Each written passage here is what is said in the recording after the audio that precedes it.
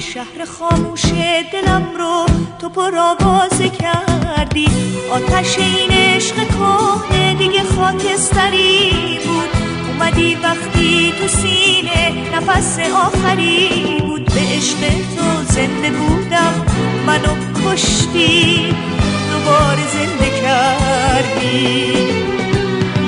دوست داشتم دوستم داشتی منو کشتی دوباره زنده کردی.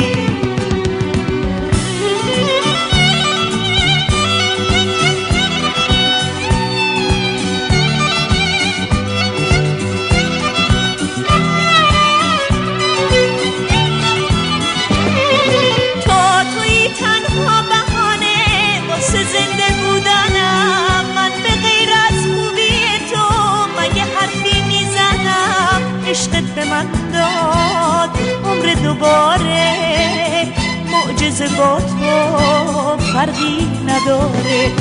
تو خالق من بعد از خدایی، در خلوت من تنها صدایی. به عشق تو زنده بودم منو کشتی دوباره زنده کردی. دوست داشتم دوستم داشتی منو کشتی دوباره زنده کردی.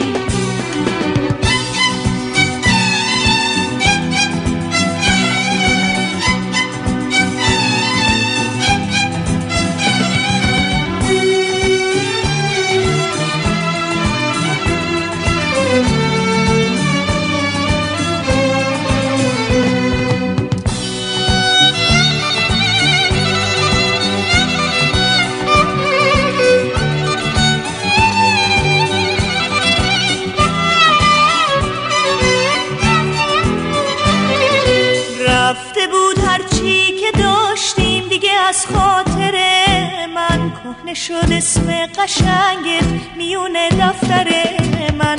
من فراموش کرده بودم همه روزای خوبو.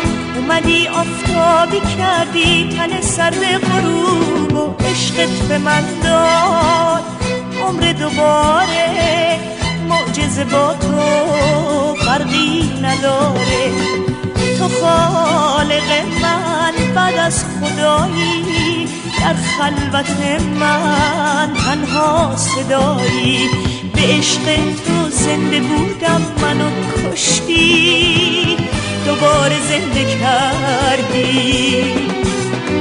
دوست داشتم دوستم داشتی منو کشتی دوباره زنده کردی.